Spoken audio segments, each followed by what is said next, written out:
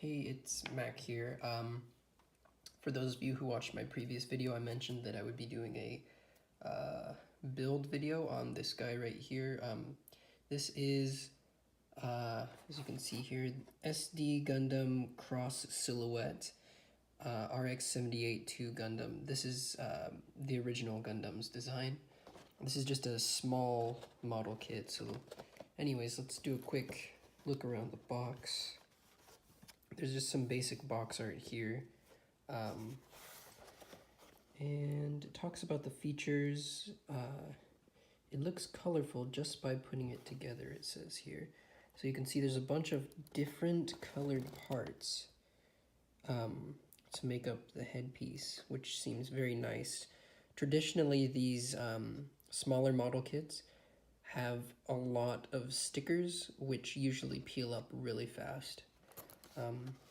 Some warnings and stuff. What's interesting for me, I actually built a lot of Gunpla back in high school and university, but I haven't built anything really for the past like 4 years, nothing serious at least. But what's interesting to me is that they've now included English for almost all of the text. Here's a really good point. You can see here, the Japanese is on top here, and then underneath it they have the English translation. So the translations are somewhat decent. They're not terrible, but I just thought it was interesting that Bandai would decide to start catering to their English-speaking fan base. So anyways, let's crack open the box. So we'll set the lid aside. And let's look at the runners that we've got. Here they are in the package. There's 1 and 2. There's 2 in here. Here's a nice sticker sheet. It does look like there's yellow stickers and red. And of course the eyes. So there's 1, 2, 3, 4. 4 colors on the B frame, and just of course this white one, which appears to be the frame. It says frame 1 right here in Japanese, so I'm assuming this is going to be the frame. It says SDCS on it though. Here's the back. You can see some parts here. So then we've also got one more bag of parts. These are also kind of an off-white color, I would say. On camera, they kind of look like an off-white. In real life, they're a little bit brighter. This is the C frame and C2. So just 2 plain kind of whitish colored frames. What I was curious to see though is, yeah, it looks like actually on camera it's harder to tell, but the C frame is a lighter colored white than the cross frame that we were talking about. So it's interesting. Let's look inside the box. We've got just a manual. So here's our manual for it. See here, it has like a little brief description right here of what the storyline is behind this particular Gundam. It has his weapons listed here. It has some stats, and when I was looking at this after I bought it originally, I thought it was funny because it says right here, the figures are based on the models from the story. So that means this, of course, is not real, right? I just thought it was funny they decided to include that. Then they've got some other things in the lineup, so Crossbone, Nightingale, and they're talking about this. And this right here is the cross silhouette frame white. And I didn't quite understand what that meant until I saw this up here. And it says SD frame on it. So the reason why I was so drawn to this model kit was because I thought that it came with 2 different frames, so you could have 2 different proportions for the kit, but apparently that is not the case, and I was not very happy about that. It's apparently sold separately for an extra 400 or 500 yen, so $5 or $6, but I probably will not be picking that up.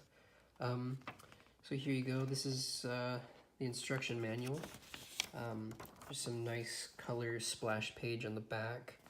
As you can see here, the top half is for the SD frame, and then the bottom half is for that cross silhouette frame that is sold separately. And then there's just some extra explanation on the back. So let's see if we can't get this started. We might have to do a couple of parts for this video instead of just one long shoot, but we'll have to see. Let's unbag these real quick.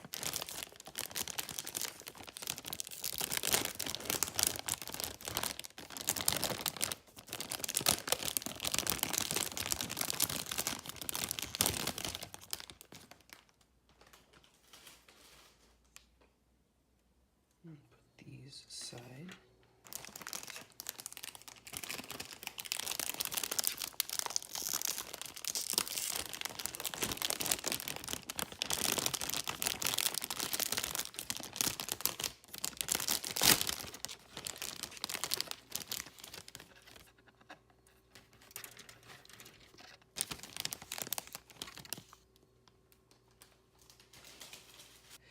Let's get started then. So we need to first put together the frame. So A4 and 5. So we're gonna take this guy right here. I almost forgot. Here's my knife. This is an Alpha design knife that I got here in Japan. For lining this particular kit, I have some real touch markers. This is what I've been using the past, 10 years or so. So here's black, gray. There's not a lot of stuff that I'm going to use the black on, but I'll keep it out anyway. This is gray too, but I actually have here gray 1 as well, which it's a slightly lighter gray color, so I'll probably use this one on the white parts. I might not use this one, I'm not sure. I'll keep it aside though. I will also be using this is red. So just red 1, it says right here, Real Touch red 1.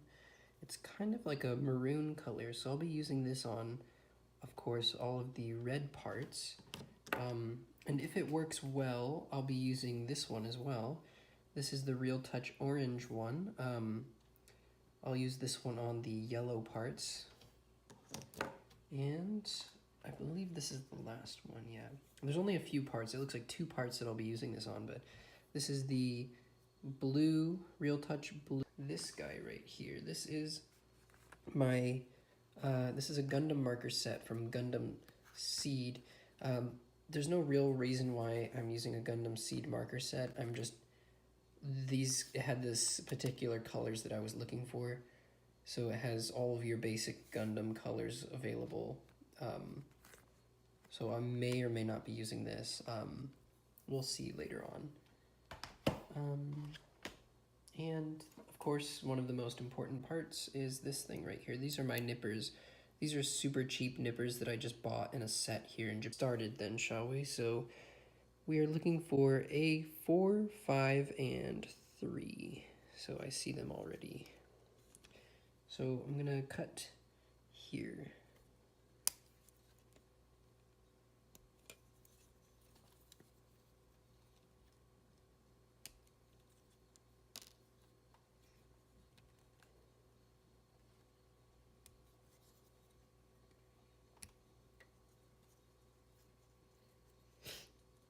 Really, with these new models, these new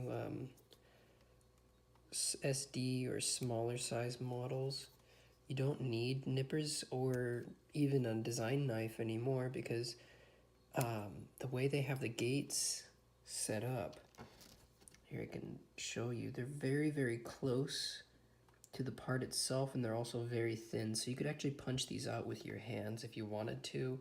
I still prefer to use my nippers because it's still a cleaner job, but if you don't have, the right tools, then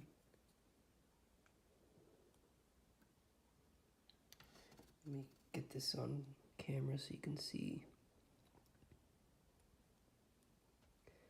Just lightly cut away, then use my fingernail to feel if there's any more left.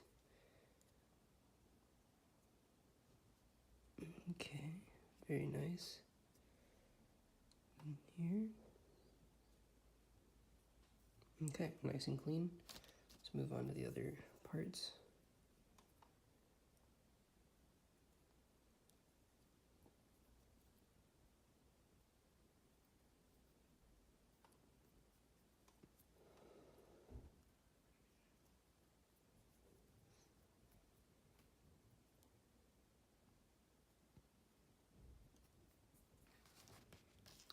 These ones generally you don't have to do much to if it's just a joint part, but I like to kind of shave off the excess just in case so that it doesn't catch on anything. You know, if you forget to shave it off and there's a lot left over, sometimes it can hinder movement or it can be hard to put the piece in when it comes time to assemble it. So right, we've got our 3 pieces cut out now. What I like to do is inspect the piece real quick and see if I can find anything that I want to line with my liner. I don't really see anything. Actually, I'm noticing here there's the number, looks like 50 on here. 50 and 88.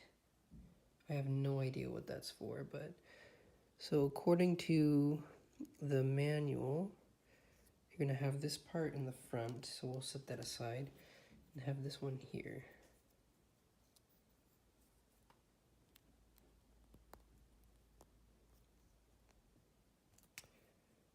Okay, and let's put this piece, these two just snap together.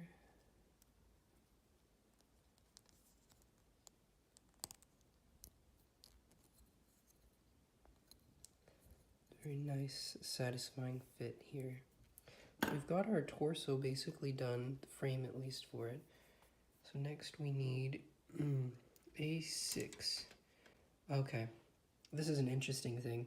Coming from someone who built Gundams a lot back in the day, parts like this, a ball joint, would generally be made out of polystyrene or a version of polystyrene that's much softer. They were called polycaps, but it looks like they've decided to stop using them. So do you see that? I could just twist this off very easily. They've decided to stop using them for whatever reason. Someone has said that it was something to do with environmental issues, but I'm not positive on that one. Personally, I don't like plastic on plastic joints like that because when you do that, the plastic wears itself down a lot faster than if it's like a rubberized joint or something.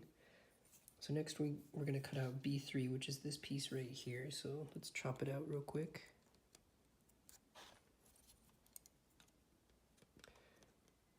The way that I'm cutting right now, on a traditional kit, this is definitely a no-no. I would cut as far away from the gate as possible and then shave off the rest remaining with my design knife, but can't really do that with the way these gates are set up on these kits.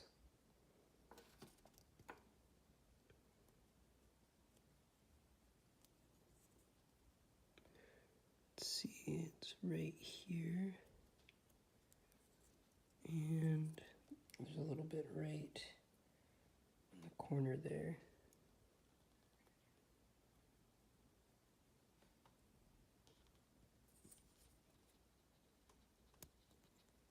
Piece is going to be the Gundam's waist portion.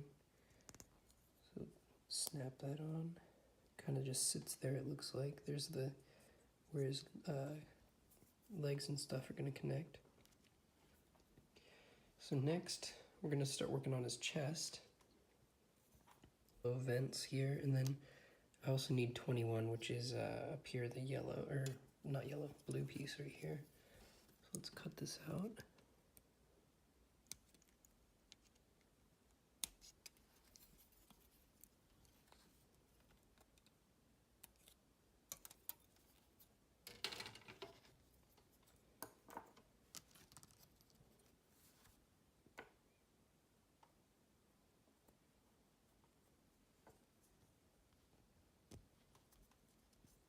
Okay, looks like we've got a little bit of leftover plastic stuck on here from it's from the knife.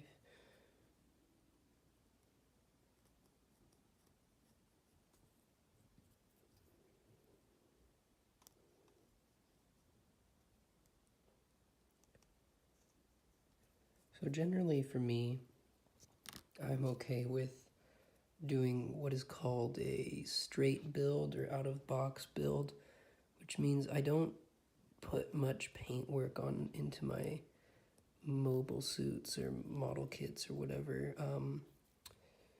Usually I just do some touch-up work here and there. If colors that are, you know, drastically needed or missing, I'll add those on. Or, you know, if there's a ton of stickers, sometimes I'll replace those with paint. But for the most part, I just keep everything bare plastic. Every now and then I'll add some top coat or whatever on top to protect the job that I've done, but it just depends. So there's a little bit of plastic left on that. So let's do a little bit of lining, I think, on this yellow piece here. You can see here there's some nice lines right here that this orange marker should take to nicely. Sometimes it doesn't work so well, so we'll have to see. Here we go, so you can see it. You want to put the marker and kind of run it along the line gently, not putting too much pressure. These markers should be okay if you push down a little bit hard, but they do make some Gundam markers where if you push down too hard, you absolutely ruin the nib and they become unusable. I did it to several of mine when I was starting out. But these are okay.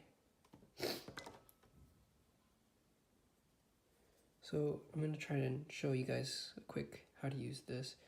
So if you can see,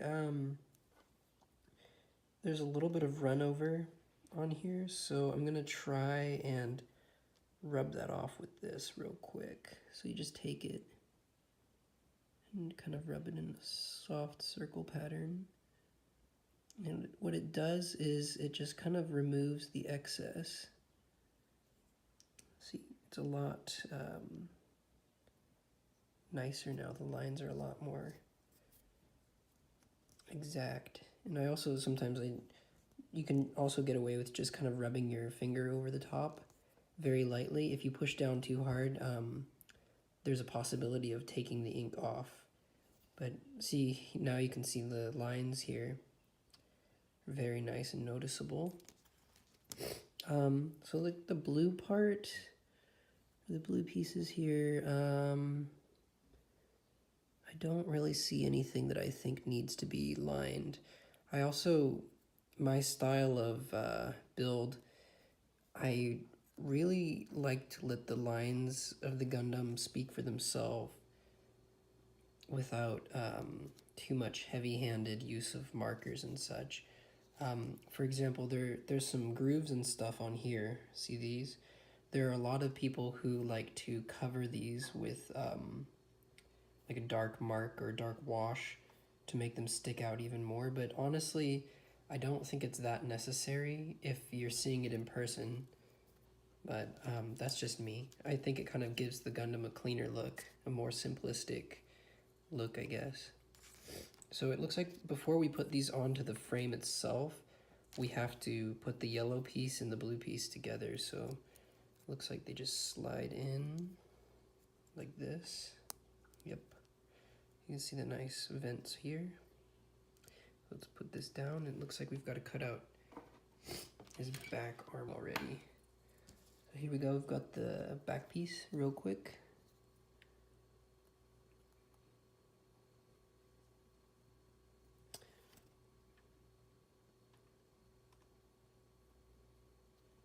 Another thing to note, something I've learned, I guess, after quite a while of building, is that when you're using like a knife like this instead of files, the best way to get rid of the nub marks cleanly is to lay the knife almost parallel or almost flat against the piece and just lightly rub it along where the nub mark is instead of gouging down at an angle.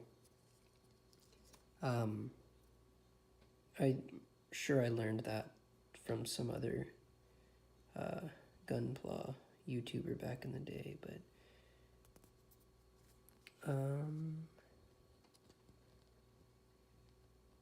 if you ever get like a white marks from the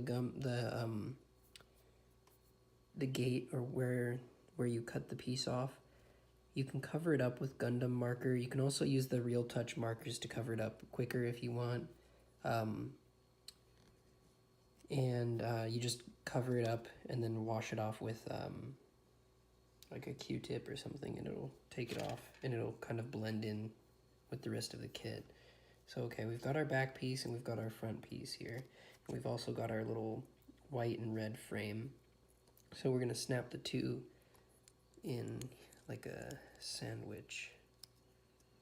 So like this. Looks like, yeah. When you're pushing a piece in together like this in a sandwich motion, as a general rule of thumb for me at least, I like to push from the center of the piece and not from the sides, because if you push from the sides, there's a more likelihood that you'll develop a stress mark in the center of the piece, and you also don't want to put too much pressure on. Just slowly apply pressure, but not a whole lot at once. Especially for these kinds of kind of hollow pieces, these tend to stress easily, especially these red and blue and yellow pieces, especially the blue pieces. They really show when they get stress marks on them. So anyways, here's our torso, almost completed. It looks like we just have to put together his backpack, which appears to be just 2 pieces. So first let's cut out this one right here. It's obviously his backpack. It's a very simple design.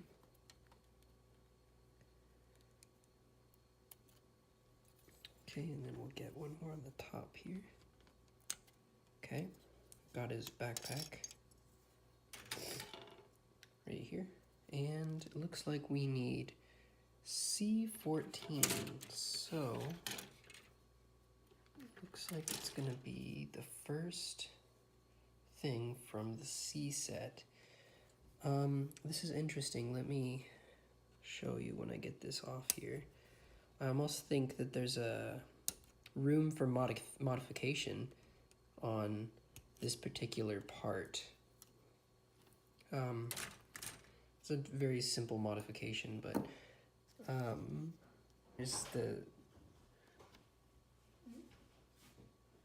there's the spot here for the ball joint to slide in, and you can see here there's some ball joints. So if I clip this bar off, these beam sabers should be able to move inside of this backpack. So I'll show you that in a second here. Let me clean this part up.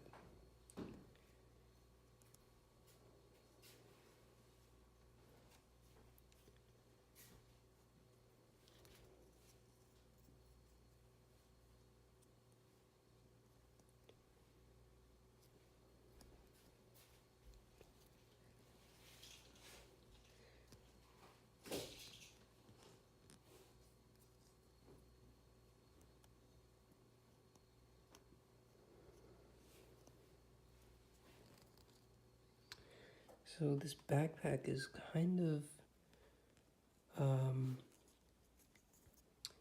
a mess, to be honest. The way they had it stuck to the gate, you can see there's a lot of gray marks here, and then there's another one down here, and a slight one on the top. So I'm going to try to cover that up with the darker marker real quick.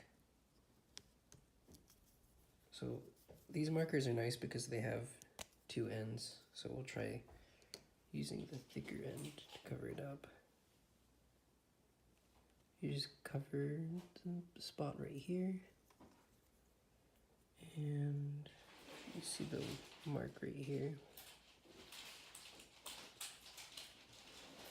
and there's another spot over here. Just let them dry for a second.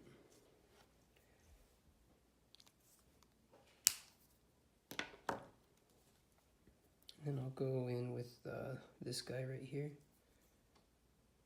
and lightly rub it off, not too much, because I want the paint to stay on, or I want the ink to stick on there. Yeah. Okay. These beam sabers, I need to quickly trim these off.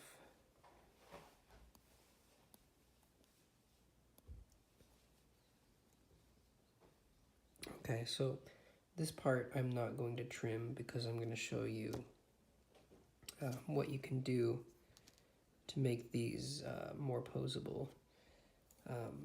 So this kind of design is seen a lot on the high-grade model kits for their skirt armor in the front. So if you see something like this, you can actually modify it to be more posable. So I'm just going to take my nippers right here, right where the ball joint joins with this plastic part. See this? And I'm going to hold on just so that it doesn't fly off and just cut it. See that?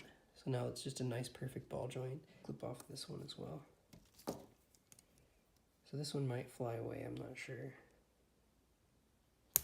Oh, we got it. See? Okay.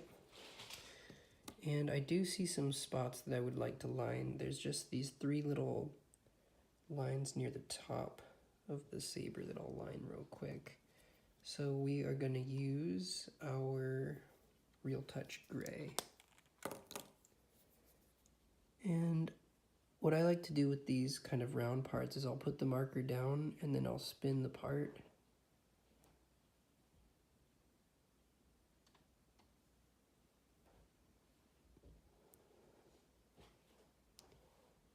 Or you can also sometimes get away with just using the thicker part of the marker. And that way you can actually get a lot done, a lot of ink laid down in one go. See that? And this one I'm just going to rub my finger along very gently.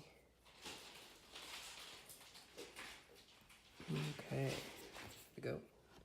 And on to the next one, which is here. So do the same. I use my pinky here to kind of keep my hands steady.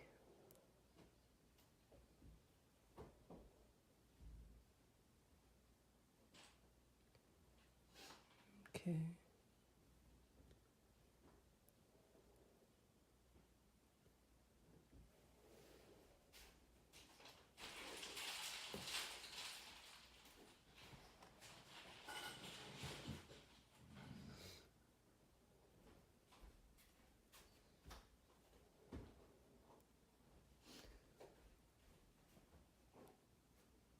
Okay, good.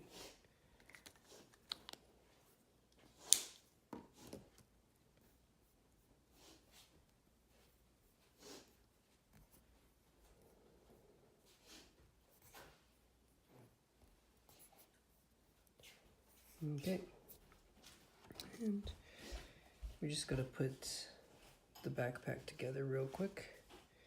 So according to the manual, it looks like these kind of holes should be facing outwards.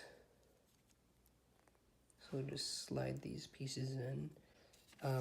Never try to jam ball joints in after putting the piece on. I had a really bad experience with a model kit that had ball jointed fingers, and I'd put the hand base together first and tried to jam those ball joints in, and all the ball joints snapped off. So just be wary of that. They're usually not strong enough to be jammed in afterwards. So it looks like we just snap the backpack on, and there we go. this backpack, and these now move independently, which is nice. They're not removable though, but still.